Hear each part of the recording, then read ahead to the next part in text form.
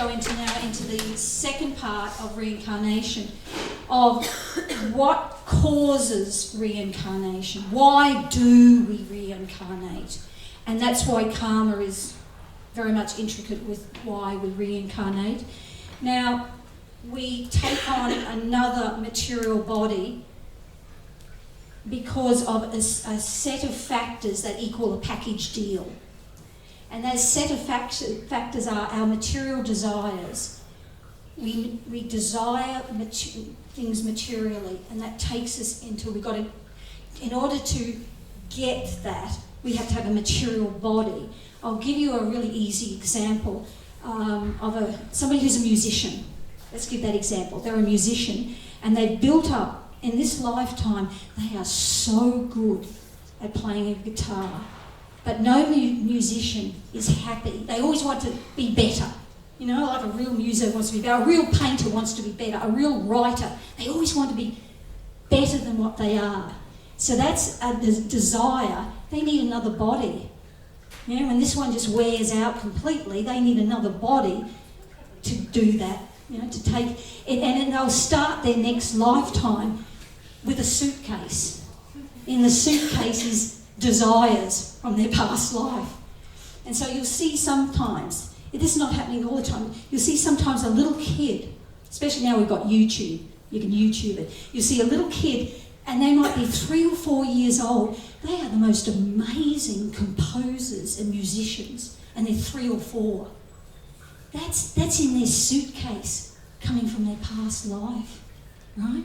They're not even starting fresh on an equal ground with everybody else, right, in this lifetime. They're already bringing talent with them, and they're bringing this strong desire to use that talent, right?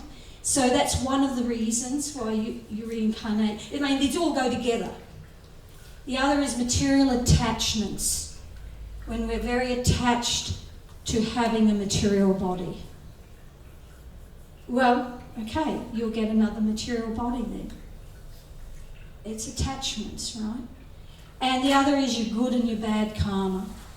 So just having good karma also leads to rebirth, because it's got to be rewarded to you, right?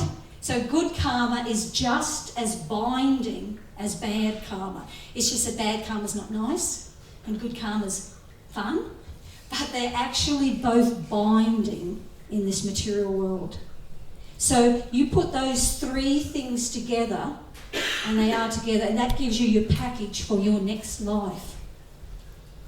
So a person, be hypothetical, a person may have a lot of bad karma that they've got to pay off. They may want to be a really good musician, but they did horrible things to people, right? But they still want to be a good musician, and of course they want the fingers and the ears, the material ears, and they want the fingers to play the guitar. Yeah? Okay, they get born in their next life, but they've got a lot of bad karma coming from them. They get to be born in a family, but they've got 3 fingers missing. And they want it so bad to be a good musician, and it just burns them up. They're suffering emotionally and mentally because they can't fulfill that material desire, and they just have to gradually let it go, right? So, I mean, I'm just doing a hypothetical case here, right? So these are the reasons why each one of us gets another material body. So we're not talking about sages here. Sages, they don't have material desires. Their desire of every moment, of every core of their being, is for the spiritual welfare of everybody. They don't have material attachments to this world. They see this whole world as belonging to the Supreme Person, but it's not our home. And they don't have good and bad karma anymore, because they're under the understanding of akarma, which we're going to go into. So we're not talking about sages, we're talking about the rest of it's people like me, okay? Of this is how. So in your lifetime, let's pretend you're like on a railway track, right? And you're sitting in a carriage in a train on the railway track. Now behind you is all the things you did in this lifetime and in past lifetimes. And they're there. And what you are doing right now is laying out where you're going and what's going to go in the carriages with you in the next lifetime. And it's your choice. It's your free will. Nobody made Hitler do what Hitler did, but Hitler's going to have to account for what he did, right? And all of us will freely say that about the Hitlers of this world, won't we? We'll easily say it, but then to turn it around and say it about ourselves, it's like, oh no, I don't want it to be personal responsibility, but it is. So there's the package deal and the understanding of karma with reincarnation. So let's go now into akarma. Let's go into it. In Sanskrit, when they put an A in front of a word, it means the opposite. So karma is, you're reaping all the actions and reactions. Akarma means you're not. So it's the process and the understanding of akarma. So when you study Sanskrit, you see vidya means knowledge and avidya means ignorance. So it's there throughout there, so you can understand it as you're reading. So it's being free from karma. So when you start to understand the laws of karma, the laws of reincarnation, you begin to understand that material life is very perilous. Are you guys getting the sense of that now? I mean, we live in a world where all the businessmen, through whatever media they're getting to you, whether it's signs on the street or whether it's coming through digital media or whatever, they're always telling you everything's fantastic. Their product is fantastic and you are going to be so happy if you buy their product. That's what they're all telling you, aren't they? Elsewise, they're not going to sell their product. Unless they guarantee you, unless they're saying to you, you will be somewhat happier or a big deal happier with this product, they can't sell their product. If they were real with you and said to you, buy our product, we don't guarantee anything that's going to happen with the karma you get with this product. We don't guarantee anything where it's going to lead you in your next life. Nothing. We take no responsibility. You go, whoa, not a good product to buy. So, but once you start to understand the nature of this world, you understand how perilous this world is, and it's built in by the laws of nature. Over the centuries, there have been different philosophies come to be out of Europe and America and places like that. Utopian, this idea of a utopia on Earth, whether it's through a political system or whether it's through, nowadays, live in a tiny house, really tiny house so that you don't have much possessions, and you live in a lovely block of land and you grow organic food.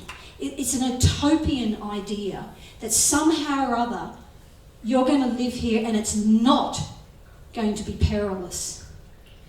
It's not true. It's not true. Because even if you take your life and try the best that you can to not hurt other people, to not hurt other animals, to not hurt the environment, if you try your best to do that, still there is karma involved in your life that's tying you down, binding you down, and taking you to your next life. I'll give you an example. There's a vegetarian movement, there's a vegan movement, and it's fantastic because they're actually trying to reduce the suffering that they're causing to others. That's really the foundation. It's not just a health thing. It's a foundation of trying to reduce suffering to others. But it's not the answer. Because even a vegan or a vegetarian, they've got to go and pull the cabbage out. They've got to cut the lettuce off, don't they? They've got to kill, yeah? And if they're growing tomatoes and things like that, they've got to kill the animals that try to get the tomatoes first. You know, they are reducing the suffering because slaughterhouses, oh my God, slaughterhouses are suffering on a huge scale, and they're totally unnecessary. It's totally unnecessary for people to maintain slaughterhouses of animals. The suffering, the animals are crying when they're taken there. You see, sometimes when I drive by places like Murray and Brisbane and that, they still have big trucks of chickens and they're all crammed in there and they're going to be slaughtered, or pigs or cows. The suffering emanating from there. You know, they have these live exports they're trying to stop overseas and that because of the suffering. But what's the difference between that and the suffering of them being killed here? It still ends up being suffering. So it's a choice on every single person's part to be involved in that train of suffering or not. But even when you step out of that, you still have to eat. There's no form of eating that doesn't involve suffering to others. Right? There is no form. What are you going to do? Drink water. Water's got little creatures in it. You're killing them. There is nothing here. This place, it's an inbuilt factor. The material world is inbuilt. And you can use your intelligence and your heart to reduce the amount that you're doing. But that's not the way of... That's still not akarma, free from karma. So, does that mean the whole thing is hopeless? No, it doesn't. It's absolutely not hopeless. And this is what all the sages have been, oh my God, thousands of sages have been speaking for thousands of years. How to live a life that is akarma, right? So it's not just one person, not just one sage who was telling us, it's thousands of sages. So it's just that we had closed ears. We couldn't be bothered listening. We had other things that we were doing. So let's look at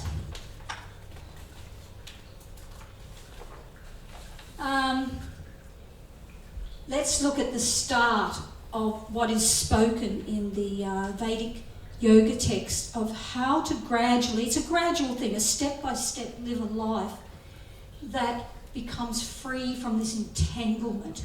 And it's on all levels. They're talking about entanglement on all levels. So we're just going to really quickly talk about it. But it must begin with Shraddha.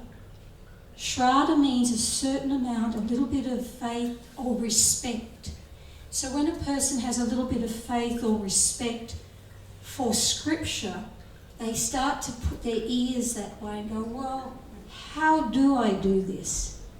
Right? If you're thinking, I want to figure this out myself, like the Jains, I'm going to figure this out for myself. It's not going to work because you're just going to have a material mind. Even if you're very intelligent, it's still a material mind and material intelligence, which is subject to making mistakes. So if you go to the yoga text and you go and you inquire, how can I live a life where I can cut down and gradually come to the point where I'm not entangled in this ongoing wheel cycle of birth and death, samsara. You've all heard that word. It's a cycle. And you know, when you're on the cycle of samsara, you're not getting a human birth every time. Don't be misled that, oh my God, what was it, Shirley MacLaine. Shirley MacLaine in the 1970s or something, maybe early 1980s, she put out a book on reincarnation.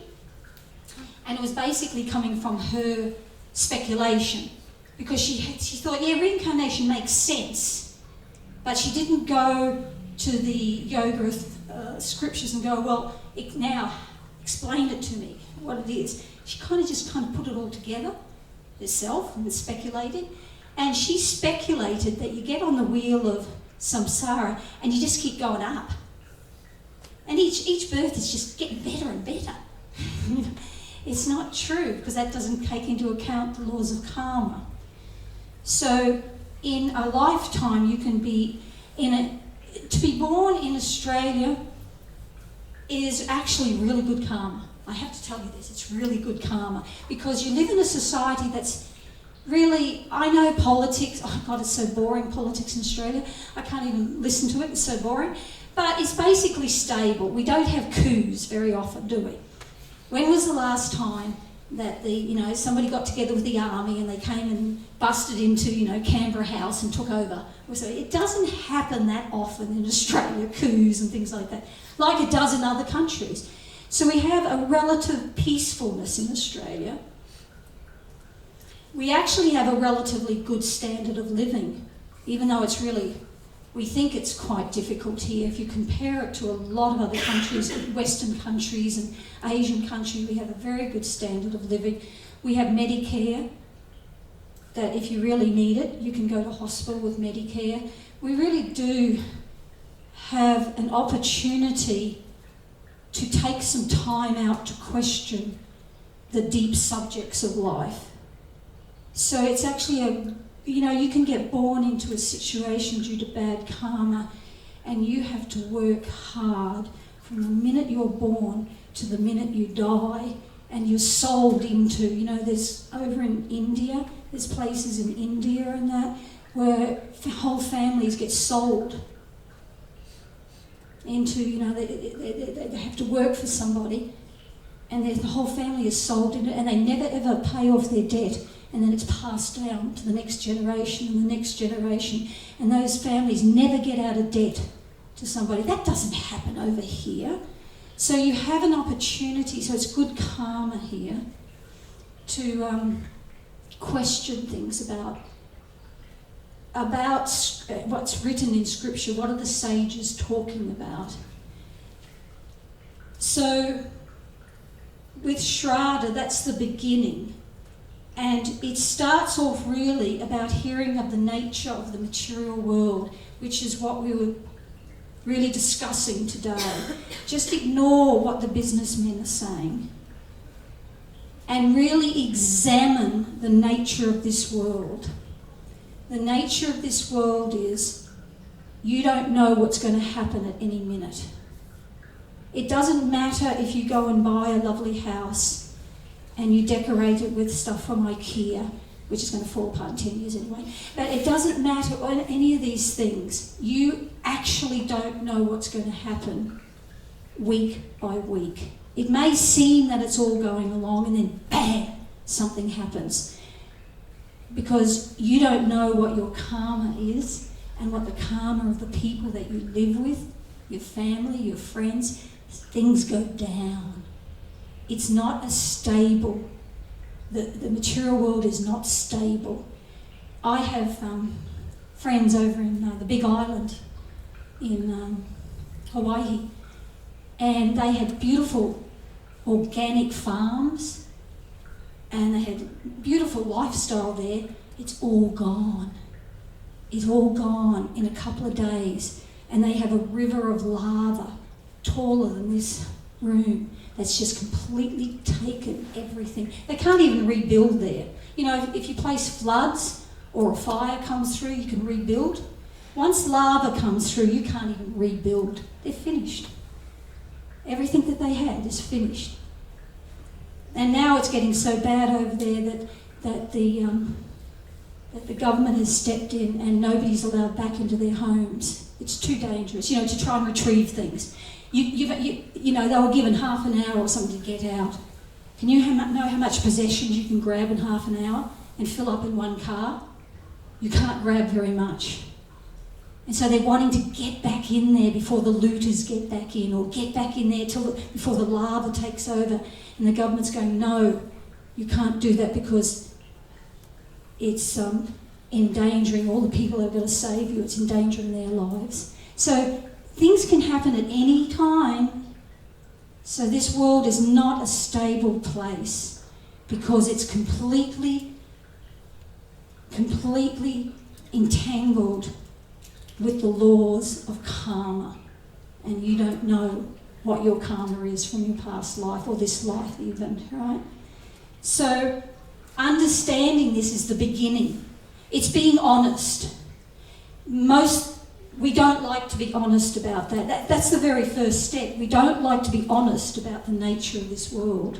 We like to pretend it's going to be okay. If we can just get ourselves in a good situation, it'll be okay. You'll never get yourself in a good situation because it's all going to finish. And the big finisher is death.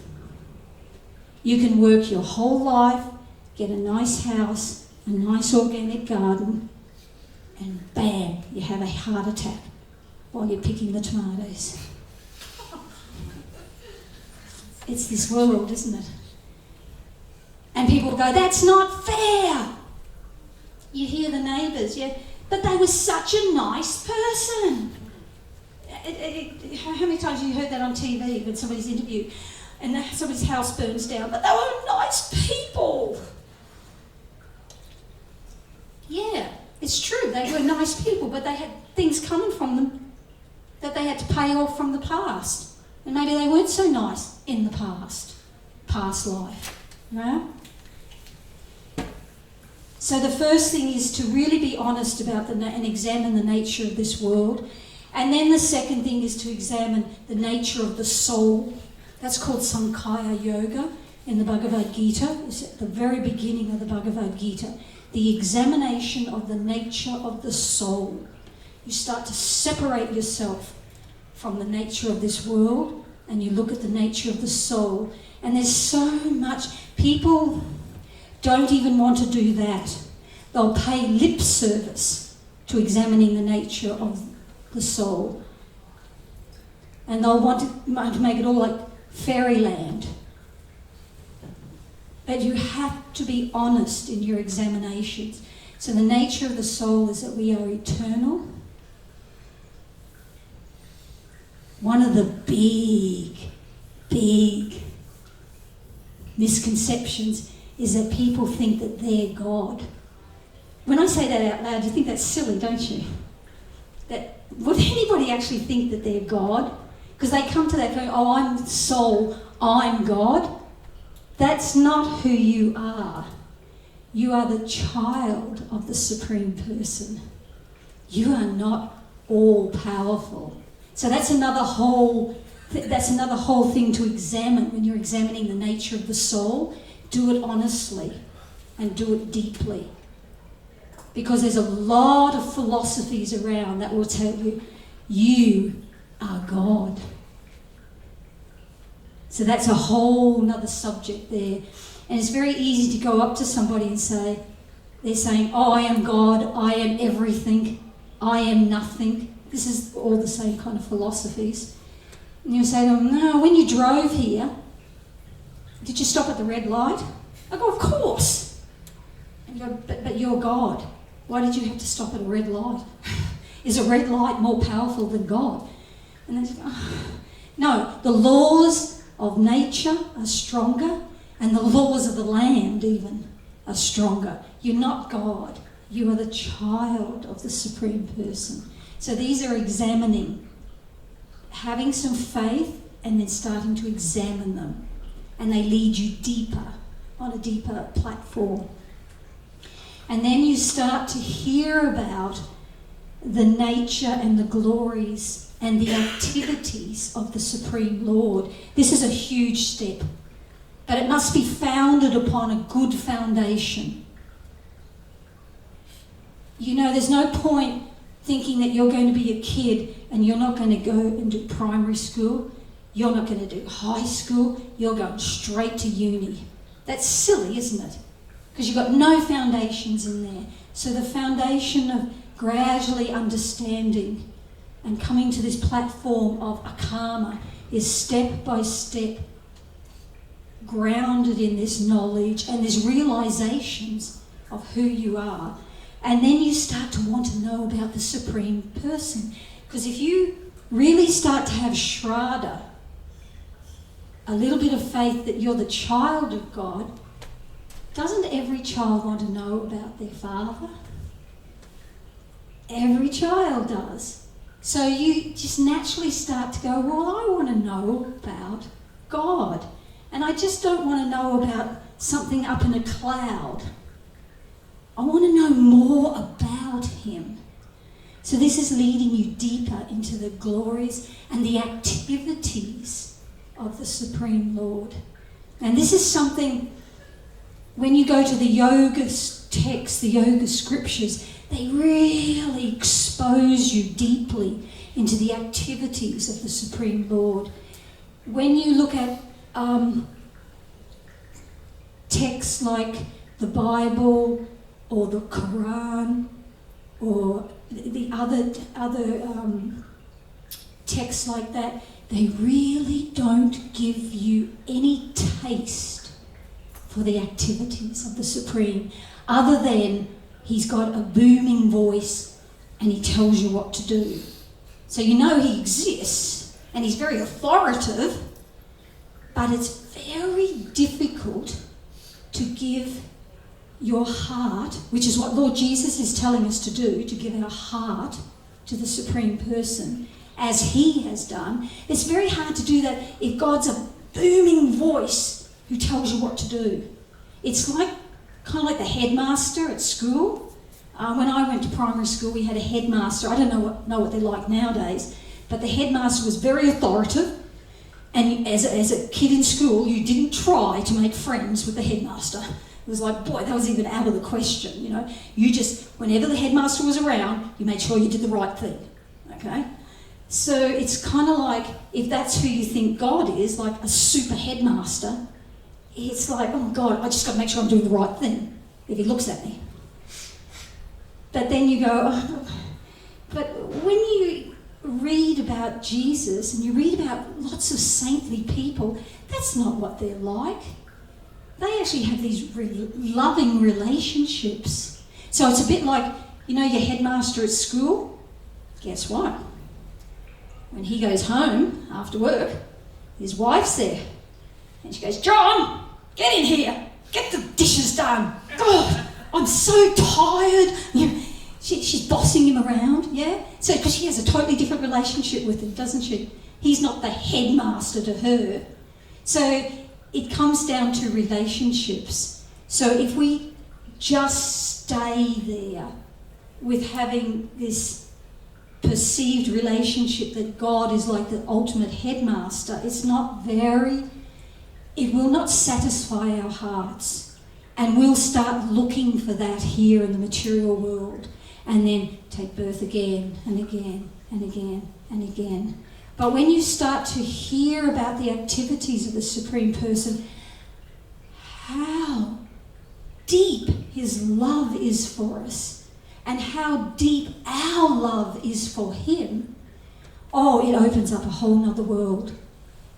It really does. It opens up a whole nother world. It's called the spiritual world that's contained there in our hearts. We've just closed it. We've not only put a big door on our heart, our love for God, we've put a big door there, then we've put chains all around it, and then we've built a brick wall. Lifetime after lifetime, we've really built it up. But then when you start to hear about him, he's so attractive and it's so natural to us. The chains sort of start pinging off. The brick wall starts, boop, boop, brick by brick falls down, and guess what? The doors start opening, creak, creak, creak, creak, creak. Oh my God! And we actually start experiencing this love, this exchange of love. It's not one way. It's an exchange of love. We go, oh my God, this is so amazing. And we start to lose our attraction for the material world. So that attachment to this material world starts to dissipate because it's being replaced by something greater. You can't lose attachment to this material world and not have something to replace it. Sometimes you'll see monks try to do that. You know, sometimes you'll see Buddhist monks and all kinds of monks, and they're just trying to cut off all attachment. Boom, boom, boom, boom, boom. But they're not replacing it with the taste of love for God. So it's not going to last. And unfortunately, what do we see as results? What do you see as results? Whether you're in a Western culture or an Asian culture with monks, if their taste is not being replaced with love for God, then you start to see really weird things going down. Yeah? Weird things, pedophiles and all sorts of things, right? Because they're just trying to artificially cut off their attachments for this world, but not dovetail it into a loving relationship with the Supreme, which is natural. It's actually naturally inside. It comes with the soul. It is integral. It is innate in the soul to have a loving relationship with God. So that's part of. Now, the next thing with akarma is all the activities that we do. Basically, if you do an activity that's for yourself, it's self-centered, you have to accept the laws of karma. If you do an activity where you're actually trying to please the Supreme Person, you step out of the laws of karma. That's how it's done. So you start just step by step, and you see people across the world taking those little steps. I mean, I've lived in Asia for many, many years, and you'd see somebody, a lady going to a Buddhist temple, and she'd have some oranges, and she'd go there with the purpose she was going to offer them to Buddha. That's her purpose. She's not going there to get money or be famous or anything. She's going there, she's genuinely taking those oranges there, and she places them there, you know, and they have a form of Buddha, and she places them there, and then she does her prayers, and she's genuinely offering those oranges to Buddha. That's called akarma activity. She's not interested in doing it for any material reason. She's just interacting with her relationship with God. So when we start to do those things in our life, you start to step away from the laws of karma. And that's why the sages and the saintly people, they're not involved in the laws of karma because their whole life is like that. But you can't just jump into that. You've got to start step by step. So it's a step-by-step process of examining the laws, examining the nature of this world, examining the nature of the soul, hearing about the Supreme Lord, starting to develop a fascination with God. We're fascinated by this world. That's why we're here. And we're fascinated by it on all kinds of levels. Whether it's on a really, you know, you go to really degraded parts of town, you know, in the middle of the night, and everybody's drinking alcohol, doing drugs and trying to hit off each other. That's kind of like a degraded, but the people, they're fascinated by it, right? They're fascinated by the enjoyment they're going to get out of that. Or you go and see somebody else and they're fascinated by growing some organic vegetables and seeing the sunrise in the morning, but they're still fascinated by this world. So gradually you have to take your fascination towards the most fascinating person, the Supreme Person. And that's really how you start to step out of this whole cycle that we've been in for many, many, many lifetimes. And the more you do it, the more you experience the happiness and joy from it, and the more you're stepping out. You know, it's a little bit like when you start a journey, it's kind of like, you know, you're just packing the bags. You can't really conceive of the journey yet. But the more you do it and you pack the bags and you get on the plane and then you land, it's becoming very real to you, isn't it? So it's like that when you're stepping out of these laws of karma, the more it becomes, the fruits become sweeter and sweeter, and you're actually tasting those fruits. It's called realization. It's not theory and it's not mental. It's actual realization of the soul experiencing those fruits. So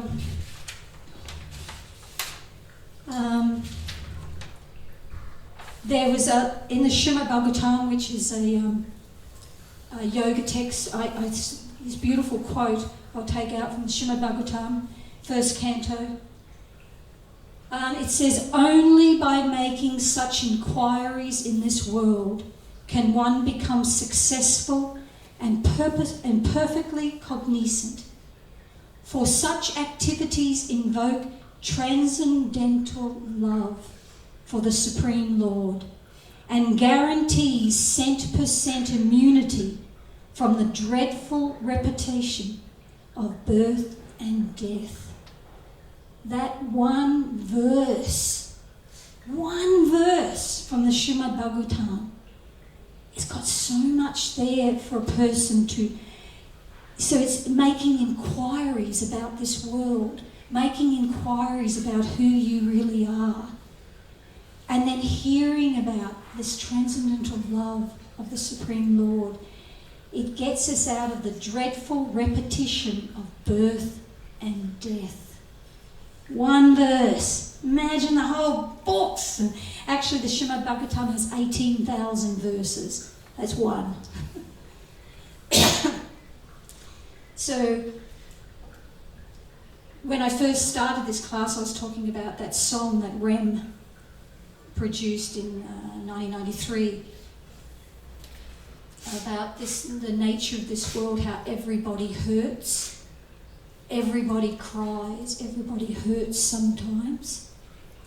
And in their song, their solution, because all they knew then to say was, hold on. If anybody knows the song, they'll know it. It goes, hold on, hold on. And everybody in the audience who's, you know, watching it, who attends the concert and that, they're all going, yes, hold on, hold on. And you go, hold on to what? There's no solution given there. The problem is being pointed out, but the solution is not there. So the sages give you the solution. They'll point out the problem very eloquently, but they'll also tell you the solution is to start holding on to the arms of the Supreme Person. That's how you do it.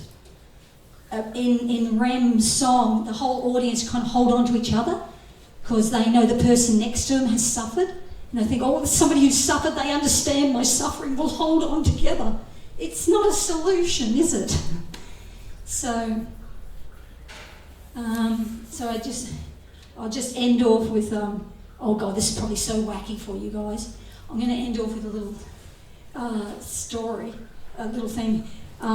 Many, many years ago, my husband and I, when we only had 2 children, we moved to Hong Kong and lived in Hong Kong for a number of years. And it was in the days before they invented disposable diapers. This is before Mother Earth was inundated with billions of disposable diapers, okay? This is when you had cloth diapers, okay? So, we're over there, living there, and my young son, put him to sleep. It's time for him to wake up in the afternoon. Oh, he hasn't started crying yet, because you know the kids, I think, cry when they first wake up. Oh. So I thought I'd sneak in there and see if he's okay. I opened the door. Oh. He had woken up, all right, and his cloth diaper had fallen down, and it was full of stool. And has anybody else ever experienced this? He just thought he had hit the mother lode of Play-Doh. He had his hands in there. He got that stool out. He put it all over the wall that was behind the bed. He put it all over the furniture. He put it all over the sheet. He was having fun. Now I walked in there and went, oh my God. And now it's kind of like, if you do an analogy, that's kind of like us here in the material world, where we think stool is Play-Doh, right? And we think we're having fun. But Mum walks in and she knows straight away, this is not going to be fun to clean up, okay?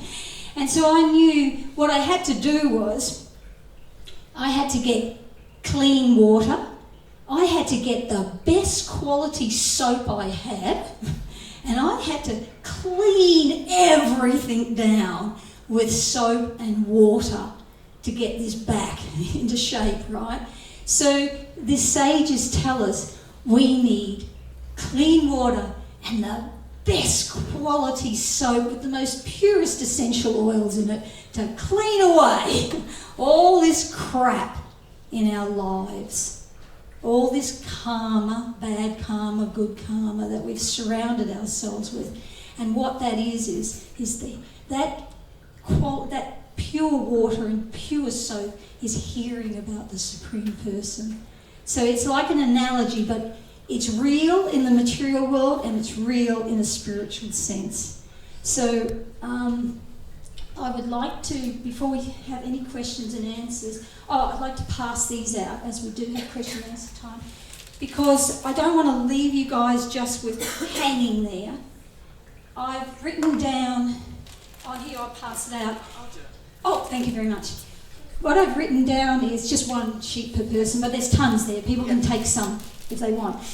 Some of my friends got together a website. It's called wisdom.yoga.com, and it's got tons of wonderful things that you can investigate to do with yoga wisdom. And so I collected the different things that were to do with karma that are in there, okay? And so I've shown you how to go to them if you want to investigate more about karma, the laws of karma, karma yoga. So if you go on the website, so there's a section that's on videos. I've got 3 videos there. 2 of them are videos by my teacher, because I'm not making all this up. I've learnt this all, and I'm still learning all this from my teacher, Jagatguru Siddha Swarupananda. One of them's a video by Acharya Das, who's one of my old friends. There's a webinar that's on karma. And one of my old friends, Raji Raj, he's got a section, if you don't go on Vedic text and you click on it, he's been reading through Bhagavad Gita. And he's just doing the text. And so there's chapter 3, which is on karma yoga. He just reads it very soothing. It's very beautiful. You can actually put it on as you go to sleep at night. It's very lovely. You just hear him speaking the Bhagavad Gita on karma yoga. So there's a few different things in there that, you know, everybody's different, that you can investigate by yourself, at home. Learn more about karma. Learn more about how it affects your life and how you can start to step out of it. Because we're doing a disservice to ourselves by remaining entangled in it. Because we're not tasting that love for God. That's our birthright. Our relationship with God is our birthright. It stays there with you, the soul, the whole time you're on this journey. So I hope that's interesting to you. Has anybody got questions now to do with anything there? Yep. I've got 2 questions. Yep. First of all, the animals in the live export, or any of the animals in the slaughterhouses are suffering. So is that their karma? Have they done something in this life? Yeah, that's a good question. When the living entity, the soul, when we're in a human form, the difference between a human form or an animal form or a tree form or any of the other forms here in the material world, they all have spirit souls in them, they're all souls. But the difference is when you're in a human form, you have the additional factor of responsibility, because you can actually question. I mean, there's no pigs coming here to this talk. There's no dogs coming here asking questions. There's no fish coming here asking. There's no trees. They can't even walk here to ask the question. You know what I mean? They're not. They're covered over. Their awareness is covered over. They're basically just going through all the forms that are mapped out until they finally get to the human form. Bingo. Now you can start to ask questions. That's why it's only people come to these talks. And it's because you have that additional feature. So when you're in an animal form, no, you don't incur karma. You're just locked into, it's a whole, it's all mapped out, the forms. There's actually describes in the yoga text there are 8,400,000 species of life. And 8 million of them are below human form. And there are 400,000 forms of human life. So it's very, very in-depth and complicated, but it's only when you're in the human form. Now, once you don't take advantage of the human form, you just live out your life doing whatever your mind tells you to do, whatever your senses tell you to do, then you've got to go. And sometimes it's so heavy, the burden, you've got to go down. Also, sometimes people are so attached. You get somebody maybe, I'm just being hypothetical here, they're very elderly and they're very attached to their dog. And their dog dies and they're so attached that they die a couple of days later from a broken heart. They're so attached to their dog, they go down. And they go down and take birth as a dog, they take birth in the womb of the dog, and then they've got to work their way all the way up again. So it's a very grave subject, reincarnation. It's not like how Shirley MacLaine said, you just get human form and you keep going up, up, up, up, up, up, up. It's very grave because it's full of responsibility. Responsibility is very grave, isn't it? It's a very grave thing. So yeah. So no, they're not the animals. The animals in the live export, no, they're not. It's not because of their karma in that direct sense, but in an indirect sense, they're down in those forms because maybe they misused when they're in the human form. But they're not collecting any more until they get back up.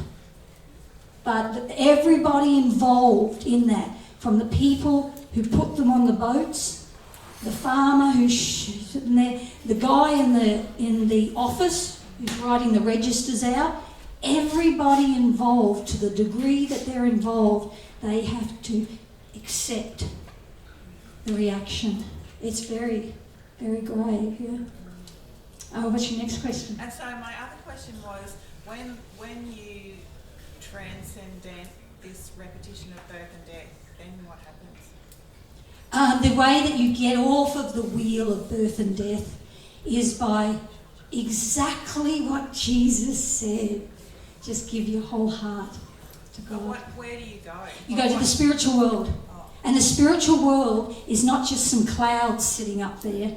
It's a whole world of variety and activities and relationships all on the spiritual platform with the Supreme Lord as the centre.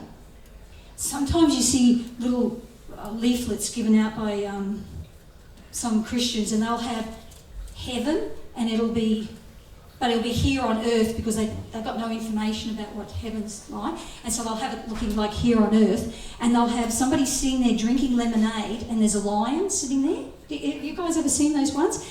Because they're trying to imagine, but they don't have God in there. There's no picture of God in there. It's just enjoying lemonade and patting lions. I don't get it. Okay, it's once again, they're not focusing on their relationship with God. In the spiritual world, everybody is totally focused on their relationship with God and totally enjoying a reciprocal relationship. You can't, in the material world here, we're very limited. If you ever hear about somebody who has 23 wives or something. You know, you see sometimes these strange things, and you go, that's not possible. He can't love 23 women. And each wife had 10 children. He can't love 230 children. He won't even know their names, right? Because we're very limited. But the Supreme Lord is unlimited. He has a personal relationship with every single soul. Amazing, yeah? Absolutely amazing. And it's very encouraging. You're never forgotten. You're never less than. You're always the apple of his eye. Yes? I can understand how suicide, taking one's own life, is not making use of the preciousness of this opportunity. Yeah. But what about euthanasia? You know, where somebody's is that? Oh, that's a really touchy subject for a lot of people. It is true that if you've got a human form, as soon as it's described in the yoga text that when you take your first breath in this life, you know, you come out of the womb and you take your first breath, you are allotted a certain number of breaths in this lifetime according to your karma. So, you know, somebody might have 3 million breaths and somebody else has, 20 breaths, whatever, you know what I mean? So if you decide to step in there and I'm taking off, I'm going to stop these breaths, you just have to deal with that in your next life then. You're not getting rid of the problem. So suicide doesn't get rid of the problem of the karma and the mental anxiety and the sadness. But now euthanasia, when a person is in a body, and it is true, you can get horrific diseases in this lifetime. You know, horrific cancer. Some people get cancer and they're gone 2 weeks later. Has anybody ever come across that? 2 weeks later they were like perfectly well. They go to the doctor and the doctor says, mate, you've got 2 weeks left to live. You go, what? And it's true. So, and then somebody else might have cancer and it drags on, and it's horrible. It's horrible. But if they understand that it's because of their past and that you just have to ride it out. Because all you're doing then, if you do assisted euthanasia, you're just keeping it on your, whatever was left. So usually those people only have a couple of months left anyway or something, Then you just got to collect that in your next life. You know what I mean? It doesn't solve it. You're just trying to be the one in control of it. But you're not in control of it. It's on the tick board and you either ride it out now. Like when I had that shingles, I just rode it out, knowing I did something. And I know that sounds kind of uncaring, but in a sense it's having an overview of what's the reality for the person, Although you never ever want to see people suffering. It breaks people's heart to see somebody else suffer. But if a person's in a situation where their body is in extreme pain and you're talking to them, you're not the body. You are the soul within. You are the child of God and he loves you very much. Just go to him. Just, you know what I mean? And when it's the right time, just go. Just let him be in charge of when's the right time. And when a person just hands that over, they stop this struggle of control. It's a different game then, isn't it? Yeah. So I hope that was a little bit of an answer for you. No, it was a great answer, thank you. Yep. Yeah, I have a question. As a child, I experienced a lot of trauma as a child. So because that trauma, is that due to my past life, whatever I had done in my past life, then came back even as a child? Yes. Everything that you experience is from either in this life that you're creating or past lives even. Not even the last life. Like I said, sometimes there's a lot there and it's just got to be all spread out. So if I lived my life now, giving my love to God and receiving Yeah. love from God, Yeah. then in my next life, Yeah. I would either, I would go to the spiritual world. Yeah. Right. That's the best case scenario. Yeah. That's the best ticket. Or if I just lived my life Yes. right now, Yeah.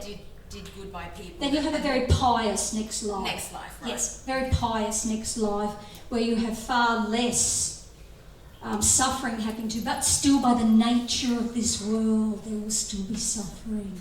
It's the nature of this world, isn't it? But you'll cut it right down. Yeah. But hopefully use the opportunity to increase your journey home. Yeah? Okay. Just consider it all a journey home. This is not our home. Consider it all a journey home, and it's not an instant journey home. Step by step, though. Do it. Thank you. It's like, if you want to go to, to a resort in Thailand, step by step, get it together, It's not instant. You're not on the plane tomorrow. So, yeah, that was a terrible analogy. I would never want to go to Thailand to a resort. It's just people getting drunk and hitting off of each other. It's not happening. Okay. Has anybody else got a question? Oh, this is my sister in the room. Oh, I always point her out. Okay. And she always asks me technical questions. I generally don't announce that. No, I'd just be really interested in your answer because I have talked to people about this subject in the past, and for some people, a solution they see is, well, bad karma has bummer results, and good karma has fun results. Yep. So I'm just going to put my intelligence and my efforts into doing good stuff. Yep. Because then I'll get the good package. Yep. And so that's the thing. That's the solution to it. Yeah. I understand that if I punch Elaine, it's not going to be a good thing. Yeah, no. But if I give her a hug and I tell her That's a that good she's thing. a wonderful person, that's a good thing. Yeah. And so Yeah. then I'll get the good thing. And Yeah. so I'm just going to put my energy into the good stuff. Yeah. And I'm going to reject the bad stuff. Yep. And they see that as a Yeah. solution. And I'll be interested in your answer. There's a couple of things in there, and my brain will never remember all of them. Okay, so first one is you're still trying to be the controller. You're still kind of trying. You're not handing yourself over as being the child of God. And what does He like? You still go, well, if I do this and if I do that, I will get that good results. You're still trying to enjoy this world, right? You're still trying to create good karma. There's whole systems there. If you go to India, for example, they worship all different demigods so that they'll get good things in their next life, right? It's still entangling. So that philosophy still entangles a person, and the reality is they will still have bad karma there as well. You're never going to do every single moment something good. Okay? You're still going to be entangled. That's about as much as my brain could remember of your question. That's kind of what I thought, because you can't guarantee that everything you do is good. No, you can't. Well, you can't. And seriously, I'll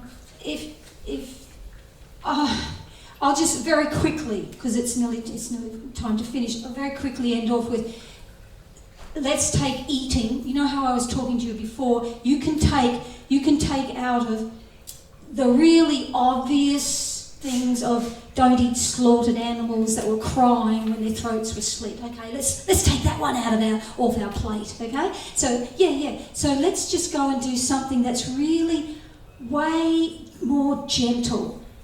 Go and pick a tomato, things like that, right? Yeah, okay, this is way easier, but it's still incurring some results, isn't it? Because you still have to hurt. Even if it's on a minor degree, it's still there. Pick an apple off a tree, the tree goes, ouch! Okay, so it's still there. But for a person who's trying to step by step, what they do is, before they eat those foods that are on a much more gentle platform, they take those foods and they, first of all, before they partake of them, in a very simple manner, they offer them to God first, for His pleasure. Not out of the sense of, okay, if I offer them God, I get rid of my karma. It's they start to develop a thing, I've just made an apple pie and I'm going to now slice it up, put on a plate, and I'm going to, either in the mind or in a more physical way, I'm going to offer this to God for His pleasure. It's a totally different ball game then, isn't it? And then that food actually becomes a karma. The Supreme Lord explains it in the Bhagavad Gita, that if somebody offers to Him, with love and devotion, a fruit, a flower, some water, so he's including apple pies in there, I will accept it, right? And then it takes away the karma. You're starting to step away from that cycle. So, but he will not accept if you have like slaughtered animals and alcohol and drugs, somebody's just about to shoot up and go, I think I'll offer this heroin first. It's not the system, okay? So you have to look at what he will accept. And so he will accept if you take your life in a more thoughtful manner and have a more gentle approach to what's around you and then offer that to him, bingo, you're starting down that route of a karma. So did that also explain a little bit too? Yeah, I saw it many years ago I saw in a documentary. It really stuck with me. In India there was a sadhu sitting beside, I think it was the Ganges River probably, and he was sitting there, and there's a little loincloth on sort of thing, a very simple life, but he had an orange, and he cut the orange open a little bit, and then he held it up there, and he's sitting there, he had his eyes closed, and he was offering it to God.